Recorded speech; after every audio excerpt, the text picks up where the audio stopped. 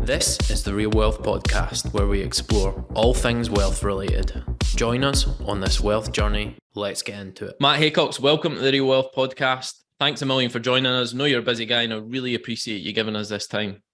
No problem, mate. Thanks a lot for having me. Oh, you're welcome. And I'm really excited about this conversation because I know from the wealth of experience you have, there's so many places this conversation can go. And, you know, one of the things that really strike me about you and knowing your backstory is, you know, you seem to have fit about 3 lifetimes worth of stuff into your 40 odd years. So, you know, there's so much there. And I think for me, one of the things that kind of seems to have driven that is you seem like someone who's come out of the womb with the word entrepreneur stamped on your arse. So I'm keen to kind of explore that as the first start of what really was that first catalyst for your almost instant interest in entrepreneurship and business and, you know, getting going from such a young age. I mean, my dad had his own business, and that's, I mean, this goes back to, let's say, the late 80s, early 90s. So, I mean, he was a business owner. He was he was obviously an entrepreneurial guy, but it was one single business that he kind of owned, operated, and ran. So I guess I got to witness that. I got to to listen to him, to rub off on me, if you like, as a parent. I think that as my environment, coupled with the fact that in the kind of late 80s, early 90s, it was probably thought that the only way to make any real money was to own your own business. Yeah. So I guess I decided from an early age that I liked business and I was going to go down that route, if anything, because I wanted to be rich. Didn't really know what business I was going to be in.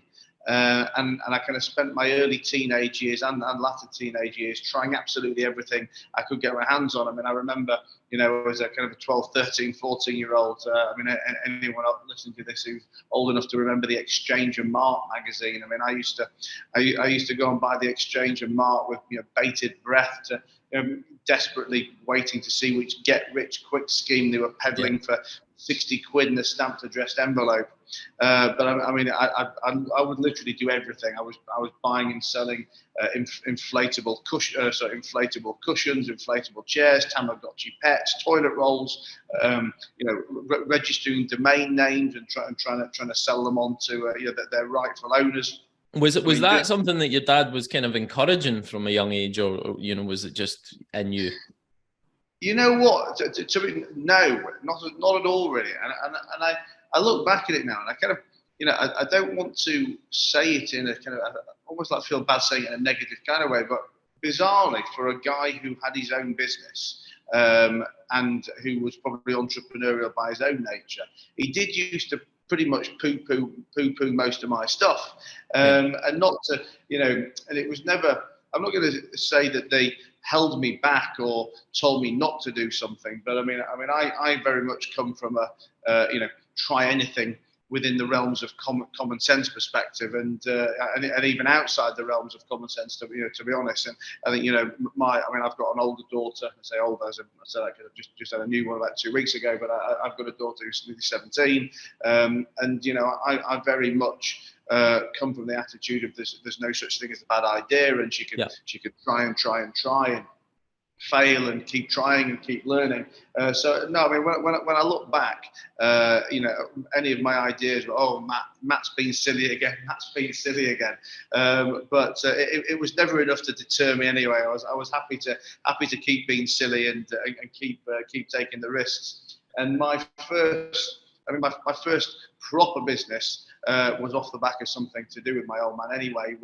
In 1998, 99, I was about 18. I'd just left school, managed to convince my parents to allow me a year off from uni. I never wanted to go to university, not because I had a big issue with university. I wasn't hating on it or anything, but I just felt it was going to hold me back 3 or 4 years from wanting to get out into the real world and make my riches.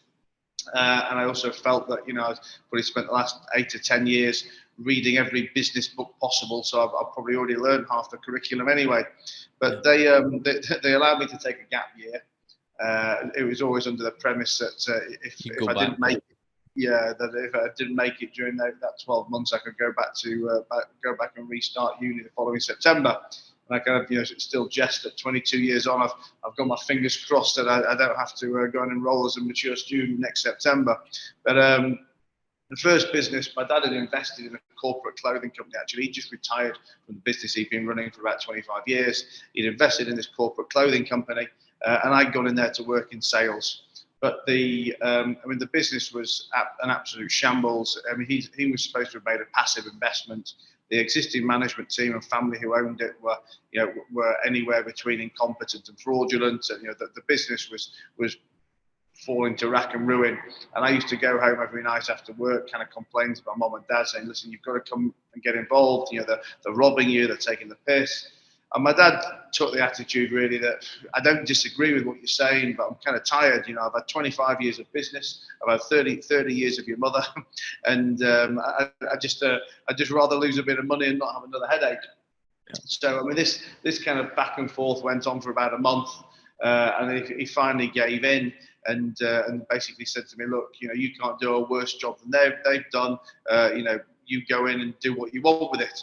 And I went in the next day and literally fired everybody apart from this little old guy in the warehouse, and restarted the business from scratch. Not because I particularly knew what I should be doing. I just knew what everybody shouldn't be doing. And we took that. We had customers who wouldn't deal with us. We had suppliers who wouldn't supply us. We had a bank who wouldn't fund us. We had no sales plan, no marketing plan, nothing in operations. I mean, there was just nothing, and anything that there was wrong. So I spent the next 3 years with the biggest learning curve anyone could that truly is incredible. At 18 years old, you're fired into that business, and the first thing I would have said is, how easy is it to get the credibility of the staff at 18-year-old? You've always got these guys that are institutionalized and say, if you've not got 20 years industry knowledge, you don't know anything, and they're always going to have that attitude with you. But I guess the easiest move is to fire them all and start again, right? But even at 18, the business knowledge that you have to have in that environment, even waking up every day knowing what your priorities are for the day at 18 years old, I mean, it's incredible to have any direction. I mean, look, I'm not for 1 minute saying that I was, I was an Alan Sugar or a Donald Trump at 18 years old. I mean, I was always older than my years really anyway, because I guess my interests and my surroundings had always been, older than an 18-year-old. But I guess I took what common sense learnings I could apply. I took what strategies I was reading back in books, and it really was books back then as well. Because it's funny, we look at where we are now in 2023 with the prolific amount of information that's available at the click of your fingers. I mean, you can learn whatever you need to learn from YouTube, from Instagram, from you can get connected to mentors all over the world in seconds. I mean access to billionaires through podcasts. It's endless. You can even get ChatGPT now to write you a curriculum to learn something very specifically in a period of time. The world's moving forward at an incredible pace now. Absolutely. I mean, look, we had none of that, but we had the old school. I'm trying to think of who the guys were back then. Tom Peters. He was one of the. I don't know if you know Tom Peters. He was probably the biggest name in kind of sales and strategy training back then. But I mean, look, there was very few places to go to for information. But I did seem to spend my free time consuming as much as I possibly could. But really, it was just applying common sense, making mistakes and correcting it again the next day, and knowing what I shouldn't do, and therefore deducing by common sense really what I should do. So yeah, I mean, I probably didn't have some of the issues I could have had, such as how do you bring on board a demotivated team and that kind of stuff, because I just cleared the decks and started from scratch.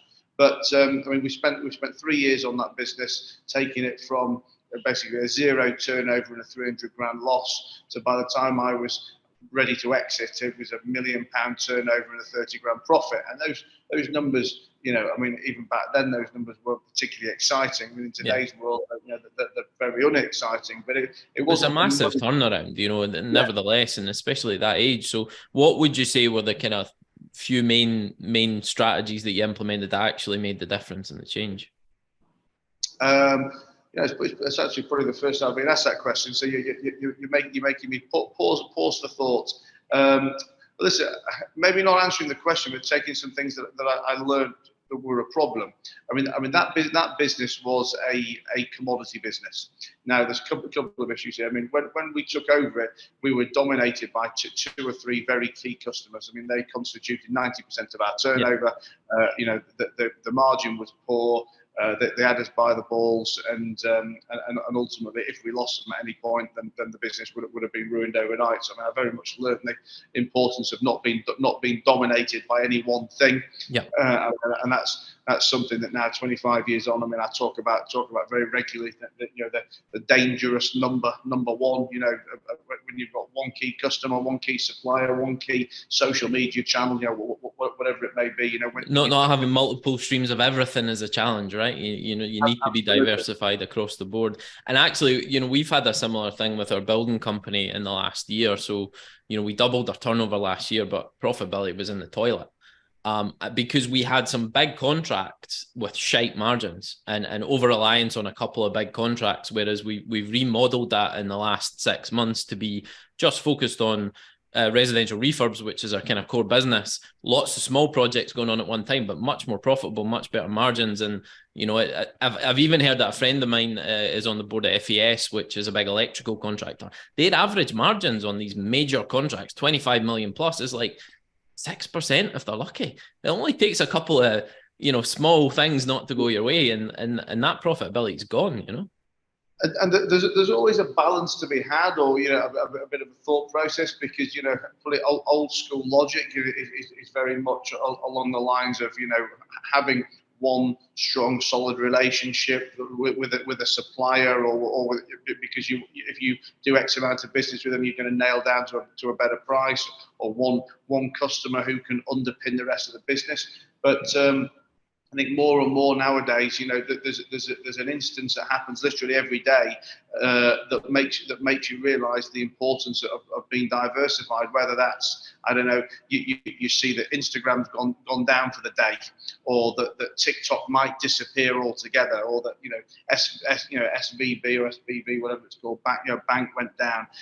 Any time anyone's hurt by these things, the answer could have been a lot safer if people have been diversified across different channels. And it's easier said than done, but I mean, the social media one is one that I always hammer very much on about, because I find it very worrying and naive from an influencer who comes on Instagram. They're smashing it on Instagram, whatever, 2, 3, 4 million followers. They earn themselves a nice living, and they think that's the be all and end all of it.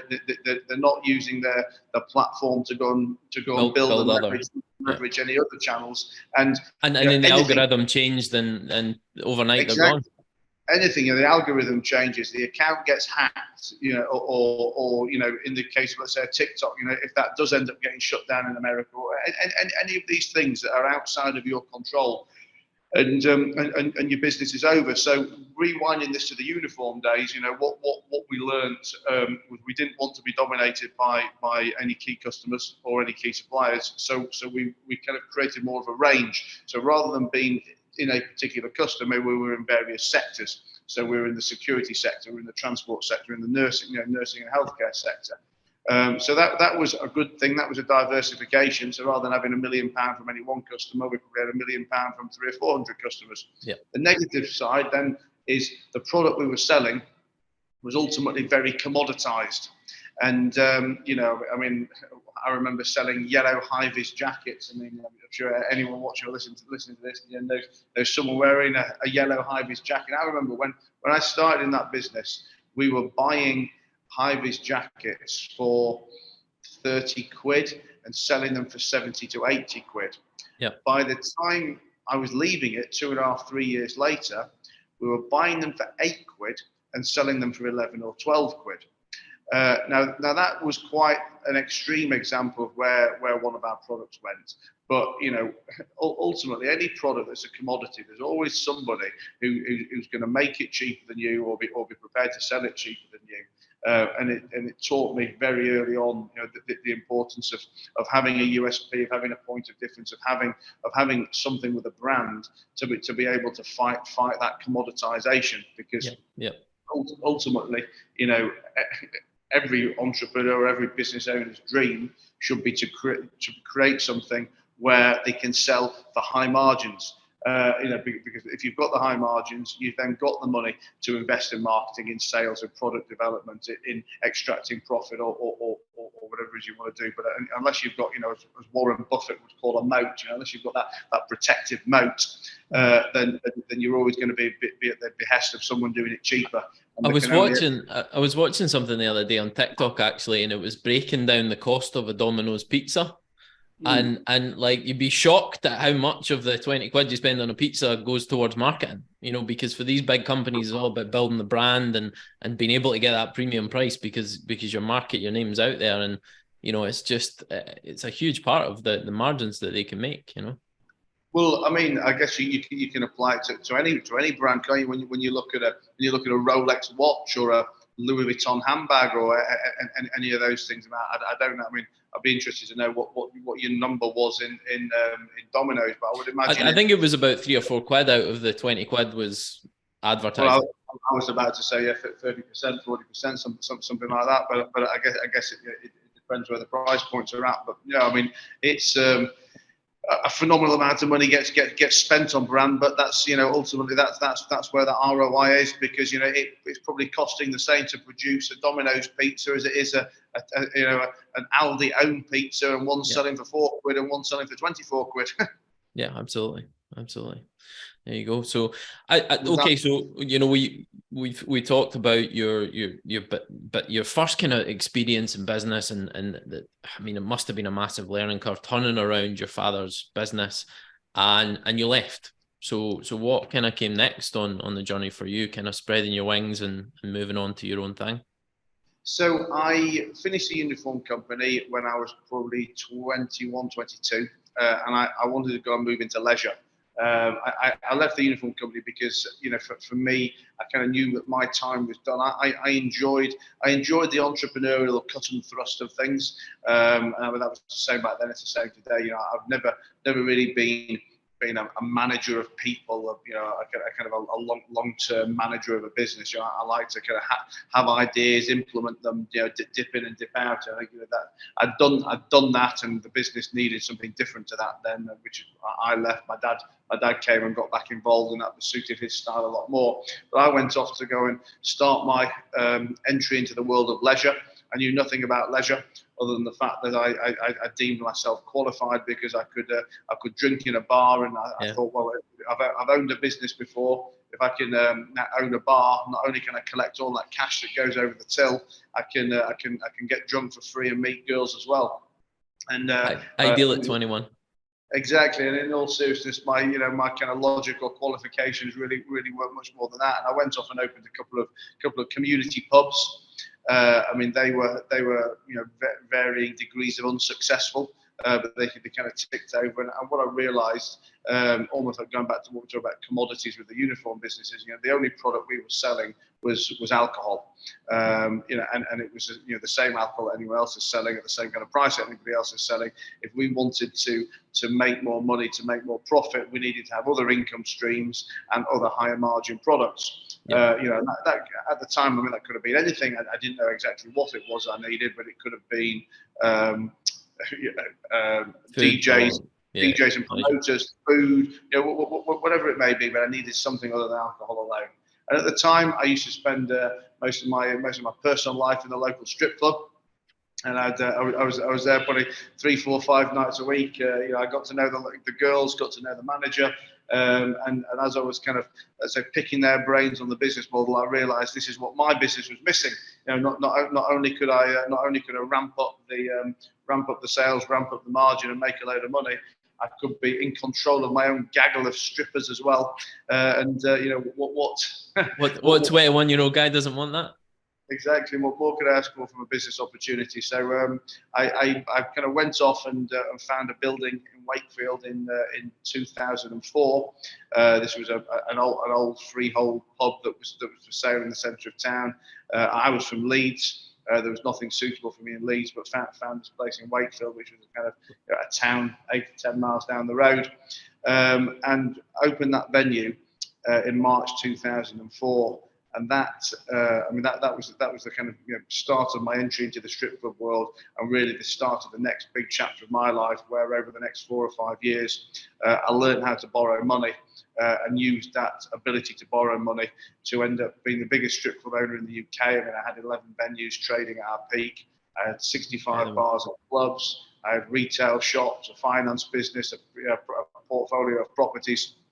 I guess a real little empire, a decent 8-figure empire at the age of 25, 26. At what point throughout that process do you start pinching yourself and saying, like, the scale that I'm getting to, the amount of responsibility I'm taking on, the amount of presumable debt that you're having to do to take that on? I remember hearing your first story about and I think this is kind of a key of entrepreneurship for me, is when you got that first pub, you maybe had a couple of $100,000, which was like enough to buy the pub, but you still had to do 300K worth of development on it. And for me, that has literally been our journey of, we buy something with no idea where we're going to get the money to develop it. But you take the first step, you take the action, and you figure it out as you go. Nothing's, completely planned.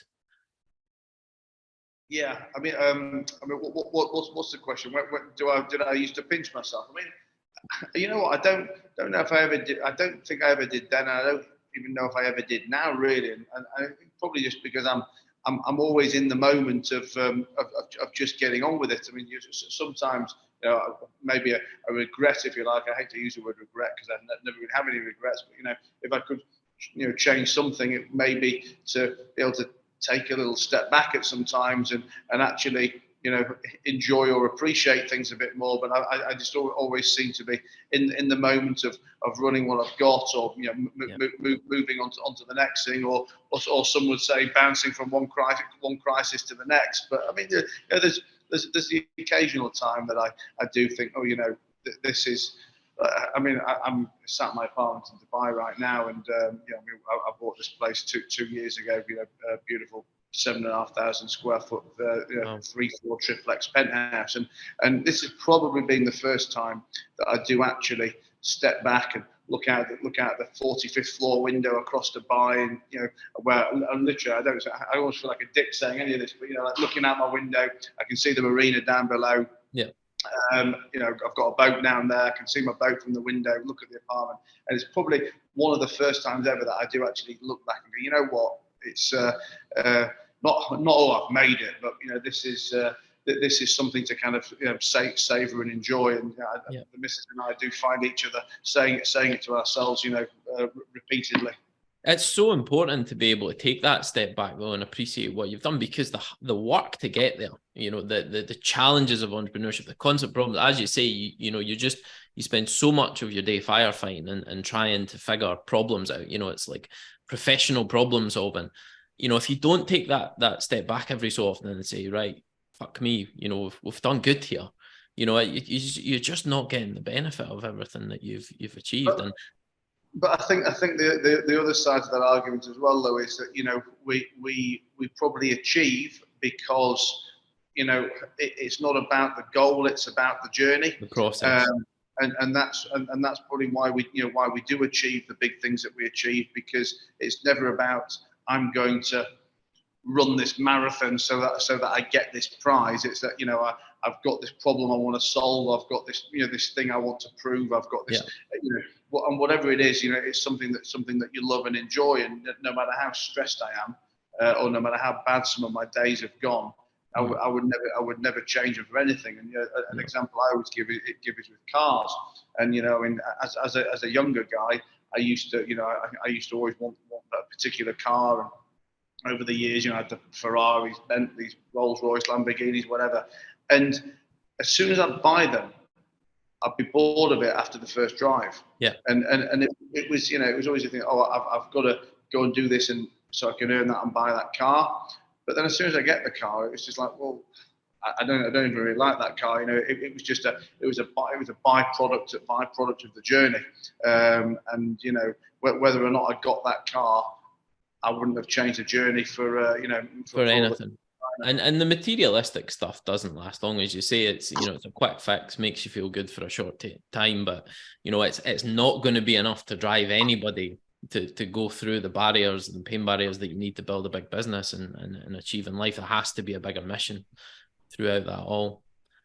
So, you know, I think that's, you know, it's incredible building that scale of business that you did throughout your 20s. I mean, I go back to my 20s, and you know, I was in a corporate job, and kind of it was a tough job. There was a lot to do, but you know, I was still a bit of a pisshead, and you know, just enjoying life. And you know, I can't imagine having that level of responsibility at that age. Our entrepreneurship journey didn't start till much later in our 30s.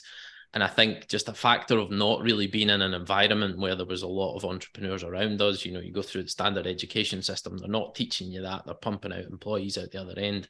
If you're not lucky enough to have people around you that have that sort of entrepreneurial mentality, you know, it took us a while to get there. And by the time we're in our 30s, as you say, you know, you've got all this access to knowledge and information and podcasts. And, you know, YouTube was huge for us when we were learning about the property game. So, you know, that all came. So I guess there came a point around about 2008, things got difficult with that business, right? Yeah, so we were a completely over-leveraged business from the get-go. To be honest, I mean, it was a business that was built during the kind of glory days of easily available cash back in 2004, 5, 6, 7, 8. And the business was built on short-term expensive debt, but I didn't really know any better. I mean, I didn't know how to borrow money or even anything about things like lease finance and hire purchase and alternative lending. I didn't know anything about these things when I first started. But I had lenders throwing money at me to borrow, and I was there saying yes to everything, because it was either opening new venues for us, trying new products, so projects, or fixing particular problems. But come 2008. The scale of the debt we had was pretty unmanageable. We knew we needed to refinance, and we'd identified 2 or 3 larger scale lenders who were prepared to refinance us, and which would have allowed us to A, take the business to the next level, but B, lower our payments, lower our interest rates, and effectively take a cash flow negative business to a cash flow positive business without doing anything different other than refinancing that debt. But come June, July of 2008, the credit crunch was just starting. I mean, no one particularly knew what that meant back then. They knew there was going to be some pain, and they knew there was a tightening of liquidity and tightening of the credit markets, but nobody really knew what was going to come over the next 3, 6, 12, 24 months. And we were at the very beginning of it. Our lenders had kind of shut up shop and weren't giving us any more money. So because we had no more money to plug the hole, we had to, effectively go back and try and renegotiate our positions.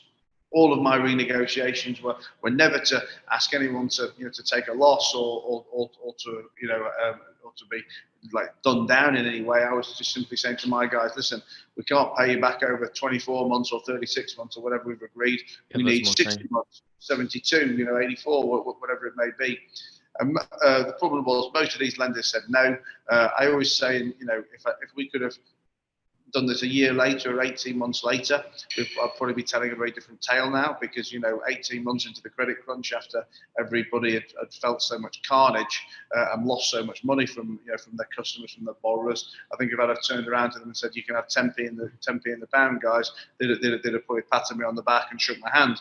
But at the beginning of that journey, they were still like, well, we know something bad's coming. We don't know what, but we've got your personal guarantee. We've got charges over your assets. We're going to come after you.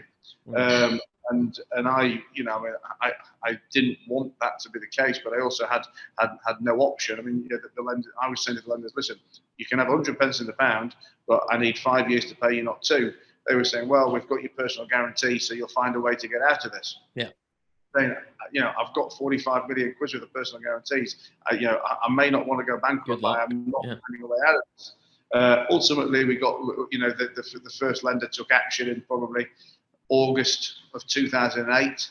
And by the beginning of September 2008, the businesses were in admin, and I'd been declared personally bankrupt. And that really was the speed of that downfall. I mean, if you go back to July of that year, I still had a 999 credit rating. We were still borrowing money. Everything was. Well, I say everything was tickety-boo. It obviously wasn't tickety-boo in the slightest.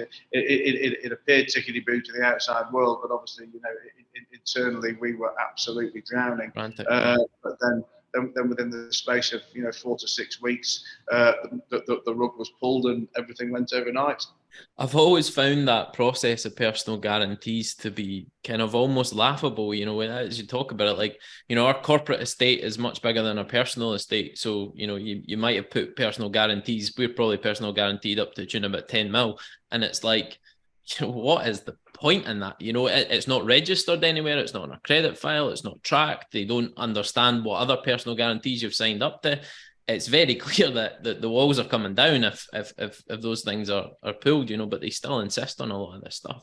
I guess it's just to make sure that you're not walking away from the table when things get hard, right?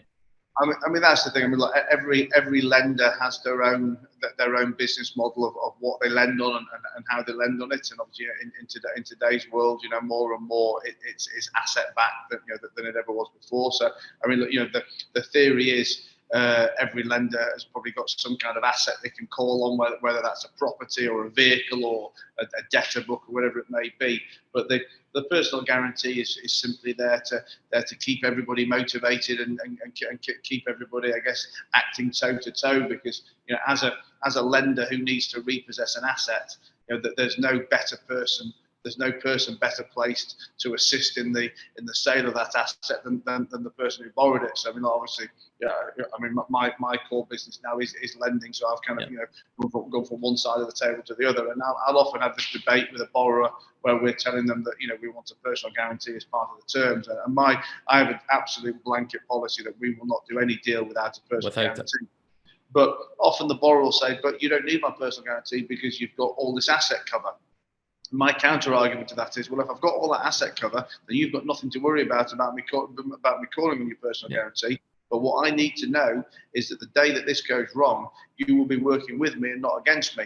And I don't know, if I've lent 100 grand against your 160 grand Ferrari, then yes, I should be able to sell that Ferrari and get my money back. But I need to know that you're going to deliver it up to me, shining with 2 sets of keys and no problems. That you're not going to go to ground on me. And if you do deliver it to me like that, and we do get it sold, then you're right. We'll never be calling on your personal guarantee. So it's really just a motivating factor to keep everybody's interests aligned.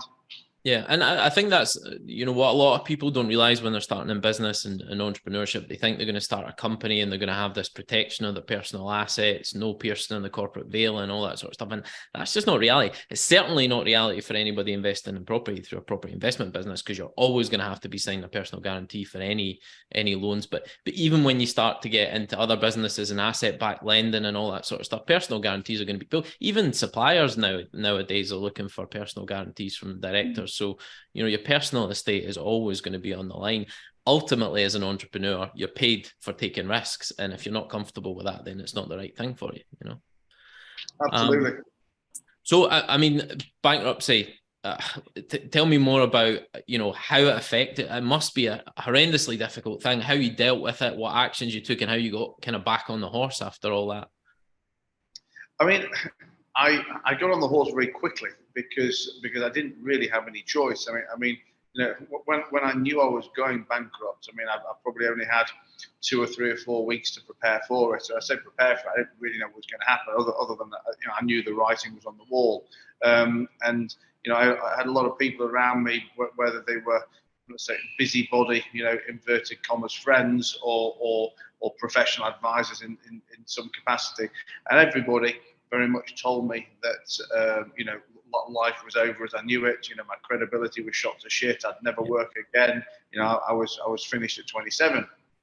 And I always say that I don't really have a kind of clever motivating answer to give here about how I did get back to work. I just went back to work because at the time I had a 1-year-old daughter. I had a wife and a mortgage and bills that needed paying, and I could sit at home and let's say accept that my life was over and not make any money, or I could get back out to work and do whatever it takes. And my attitude's always very much been that if my back's up against the wall, if I've got to clean a toilet or suck a dick, I'll do what I've got to fucking do. I've got to look after the family. I've got to look after myself, and I just really went back to work. Started at the bottom. I had no ego about it. I think that's probably something that's always helped me along the way. That I've been. I don't know if humble's the word, but certainly not had an ego about it. I'll happily make money. I'll happily lose money. And that's very much like a part of me and a part of my journey. I've never felt inadequate walking into the same room, just because I've been walking into it in a Mini as opposed to walking into it in a Ferrari last week. And I really just had to get back to work. But the one thing I always say is, people say, well, what was it like starting with nothing? And I would say I wasn't starting with nothing. I was starting with everything other than some money.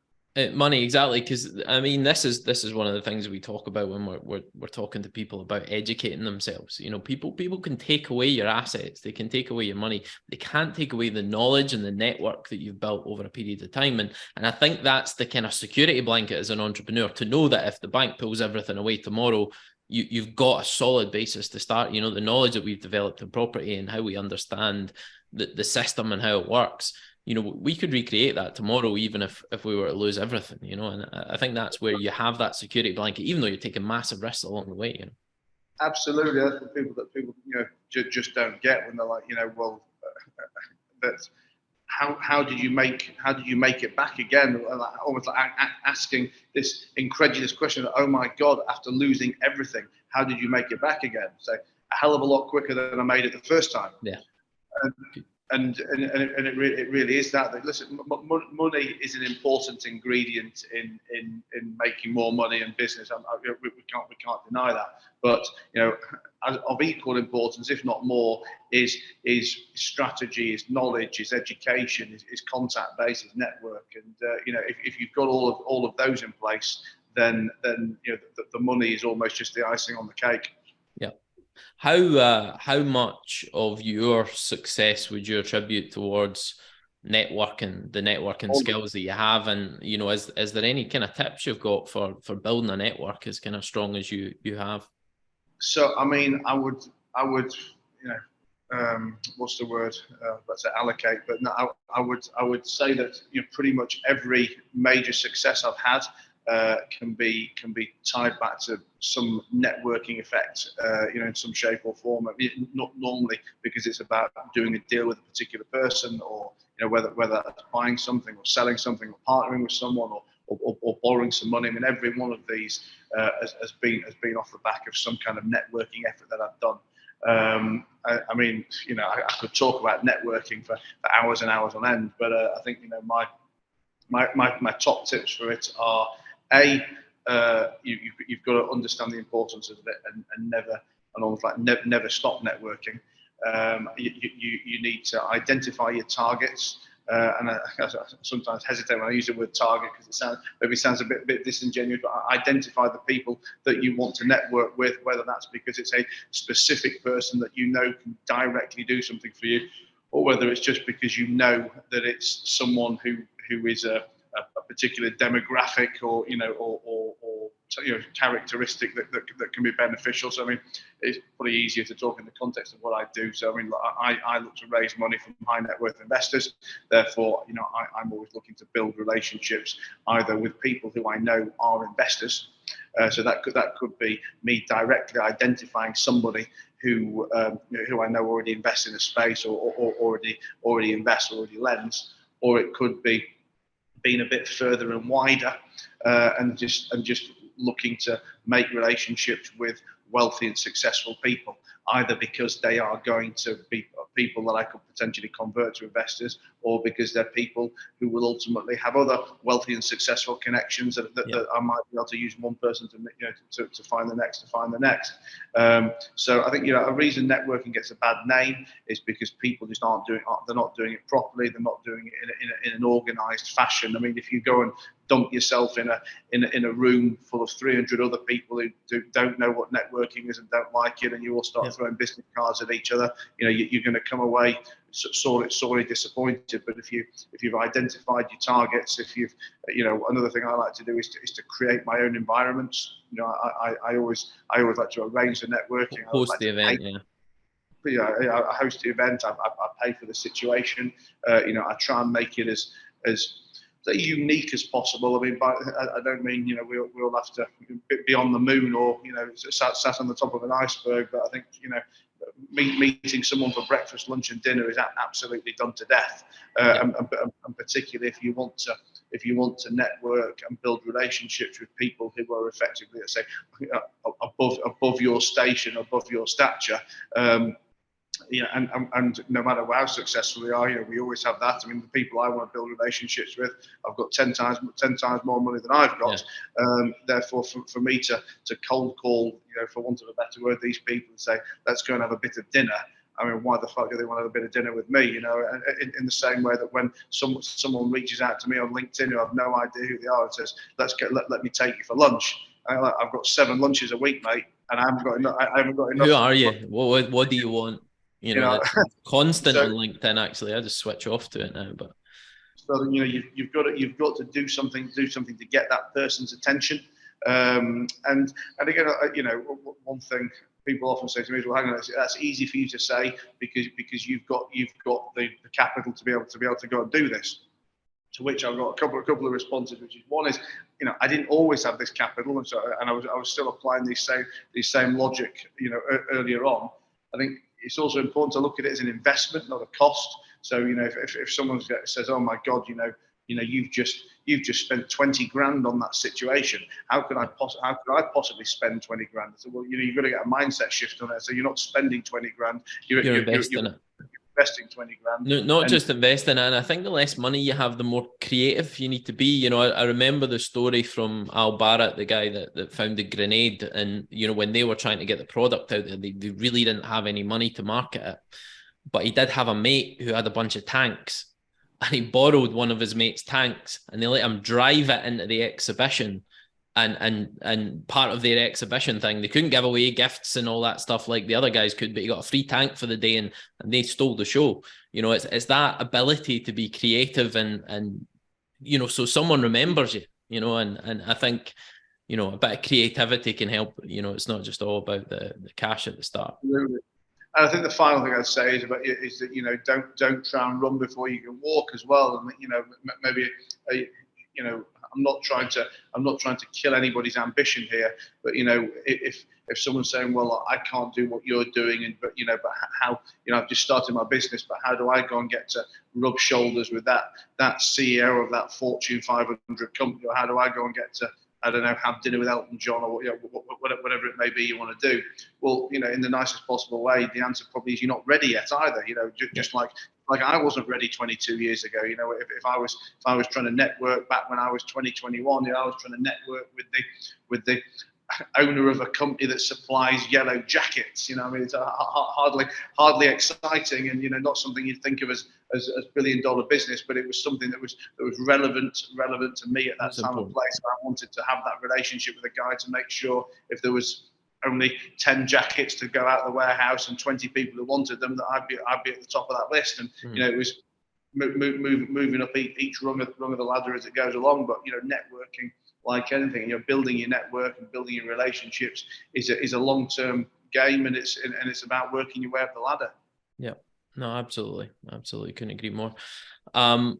Okay, let's talk a little bit about Funding Guru, your business. What type of lending are you doing, and I guess what do you apply now to that business based on the experiences you've had of being on the other side of the coin, right? As a lender. What do I apply to the lending business? Having been on the other side. Yeah.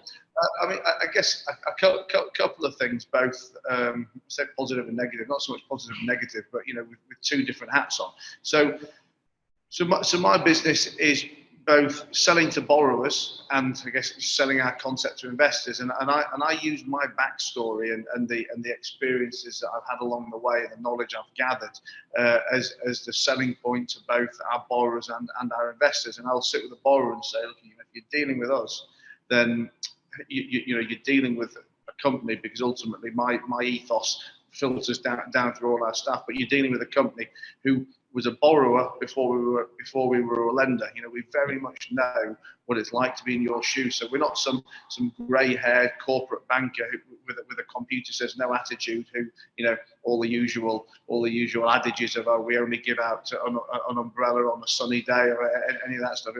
We understand that an SME business needs to borrow money.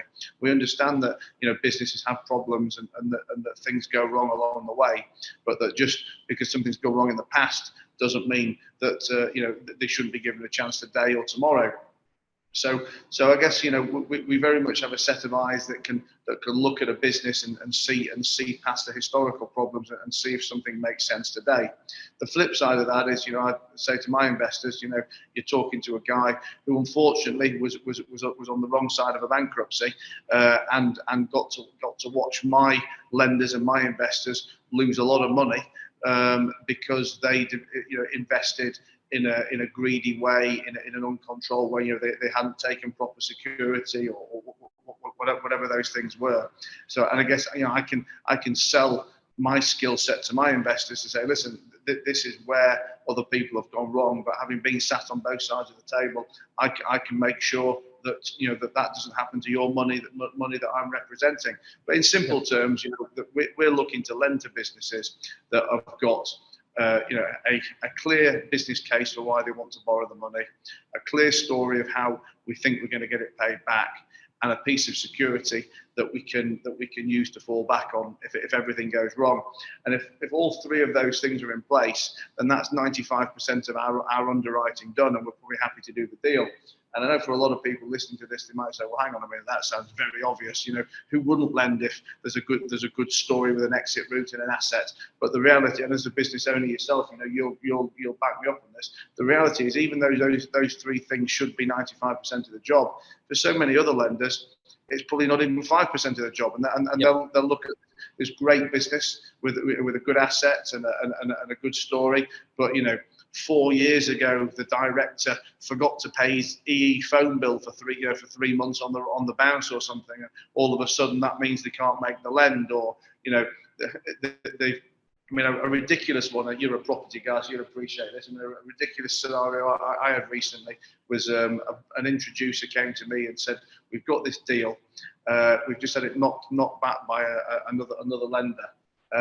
65% loan to value on a first charge on a basically a fully finished, fully tenanted block of student apartments. The borrower needed to re-bridge an existing bridge before he got the term finance in place. He was an experienced borrower, multiple other assets, been there, done it. Very simple, 65% loan to value first charge. And I'm saying to the guy, why are you even giving me this? This is not for me. This is for people cheaper and cleaner than me. And he said, no, we just need to do it fast. It's just been knocked back from the other lender who would have been half my price. The reason it got knocked back is because that lender had their fingers burnt in the past on student accommodation from someone else, and therefore didn't want to ever do student accommodation again. And we could go on and on and on. With there's so much reactivity and the criteria that some of these banks apply. We always talk about the phase one lenders, and the criteria seems to change every week based on a bad experience they've had. They won't lend at this postcode. They don't like this type of property. They'll only give you this LTV because it's that type of property. It's actually really hard to keep track of the reactivity of these criteria lending. Whereas as you go further down your journey and you get lending partners, we have sort of commercial banks funding us now, and it's much more of a relationship. It's like, we know you guys, we trust you guys. Okay, we'll need all the usual sort of securities, your bond and floating charge, your personal guarantee and the security against the asset. But beyond that, as long as the numbers stack up, we're happy, you know, and it's night and day. But, you know, you really, I think the biggest thing for us in our property business is being able to develop those partnerships, because if you were reliant at this stage on computer says no, you'd be absolutely screwed. You know, I mean, we could have had big developments pulled at the last minute and, you know, all sorts. So the lending game really is a dangerous one if you don't understand the rules around this stuff. Absolutely. Do you, with Funding Guru, do you do much equity finance? Is that something that's part of your portfolio? I mean, we don't. I mean, look, we've got a few equity positions that we've effectively earned, for want of a better word, where, you know, we may have overlent, you know, given a stretched debt in a situation, or maybe being able to add other value to the mix, you know, whether that's contacts or strategy or just done a deal that somebody else wouldn't, and it's been viable to take some equity in it. Yeah. But that's not normally what we do. I mean, we're a debt-based lender. It's not that one's better than the other. I mean, obviously, you know, some situations call for equity, some situations call for debt. I mean, I've just always been around debt as opposed to equity, and I find it, you know, a much easier thing to raise money for. I mean, I'll always tell any business owner that, you know, raising equity for their business is the toughest thing that they'll probably ever do. And that's the same for somebody, you know, kind of raising and providing equity. You know, debt's quite binary. You know, you lend X amount, you get Y amount back, and if it all goes wrong, you've got something to go and take, you know, and kind of, you know, recover your position. But there's just so many variables in equity, and it's just not my skill set. It's you know, great for others, but it's just not for me.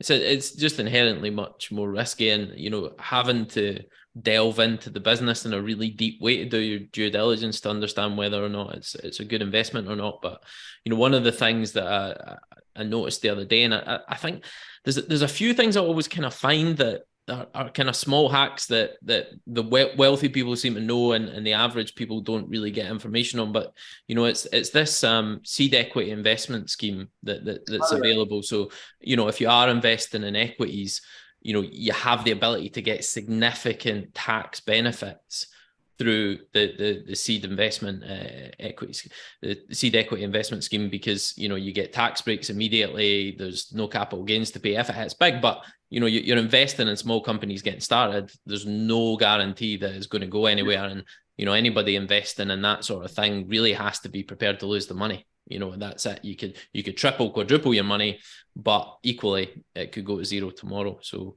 you know, well, absolutely. I mean, you know, those tax breaks are there, but they're there for a reason, because, you know, the government wants to motivate people to go and invest in businesses that need capital, because it's a risk. So, you know, yeah, if it goes right, you're going to be paid very handsomely. If it goes wrong, you're going to lose your money. Yeah. Exactly. Okay, so one of the questions that I usually ask at the end of all of our podcasts is, what does real wealth mean to you in terms of life, love, all of the above? I mean, I think for me, the real wealth is probably everything other than what that traditional expectation of the word wealth would mean. I mean, obviously, you know, wealth and money always go hand in hand, but I think, you know, for me, you know, the ultimate wealth, the ultimate success is kind of, you know, getting all the pillars right of health, of happiness, of freedom, of simplicity, and I think, you know, for me, I always say that success is being successful means it's that you're happy, and if you're happy with life, then you are already successful. And if you have got everything else in place but you're not happy, then you're not successful. I don't know if I'm answering the question correctly for you, but I've kind of moved the word away from wealth to success. But I think, you know, for me, my goal in life is just to always be happy, you know, and even on my kind of most stressful, darkest days, you know, I normally am still smiling. I normally am still happy. Obviously, money plays a part in that, but it plays, you know, a less significant part than I think most people would think. That isn't for me to play down money in any way at all, because it's, it is fundamental for so many things. But there becomes a level of money which is necessary, and then anything above that is the gravy, and all the other factors become so much more important. But I think for anyone, your only goal should be to be smiling from ear to ear, and do whatever it takes to get there. You definitely do strike me as someone who lives a life on their own terms, and there seems to be a lot of lifestyle design that goes on that a lot of people miss. That, for instance, the move to Dubai, I take it that was maybe a tax decision as well, but a lifestyle decision that you made because that's what you were looking for. Yeah, no, it was a pure lifestyle decision. I mean, I'd like to be able to say it was more thought out, and it was because of opportunity and because of tax and because of everything else. I mean, in hindsight, all those things have come into place, and it was a lifestyle decision that paid off, correctly with that. But no, I mean, I did it because I wanted to do it. I was stuck in the UK at the time. It was lockdown. I kind of came here for a holiday. It was a very, very easy decision to make, to think I don't want to go back to the UK. Yeah, I fully get that. It's my partner and I are trying to spend a bit more time in Spain. We were in Marbella last month. We're out this month at some point, and just having that flexibility of constantly being stuck. We're in Scotland, so the weather's even worse than what you have down south. So, lifestyle, I can imagine in Dubai is just night and day from what you're going to experience here. Absolutely. And the tax must help as well. Things are getting obscene in the UK in terms of, the level of tax you're paying through direct taxes, indirect taxes, stealth taxes. The average person that earns £1 has got about 50 to 70 pence of that going back to the government through taxes one way or another. It's obscene. No, I mean, yeah, the tax benefit is obviously fantastic. I mean that said, the cost of living is materially higher, but as long as you've kind of gotten past that threshold of earning enough, then ultimately the tax benefit will outweigh any negative cost of living. Yeah. But that said, the cost of living is worth it for its own reasons, because there's nowhere else in the world that's so safe, so clean, with such a I guess a hungry, opportunistic environment with so many high caliber people. And I always say, whether you're talking to somebody here who's on 25, 30 grand a year, or whether you're talking to someone here who's worth 20 billion, everybody here has got a kind of a growth mindset, a can-do mindset. That they're here to help, they're here to share, and everybody just wants to do better and have a great life. I hate to be a UK basher, and I'm sure there's probably other people from other countries who bash away.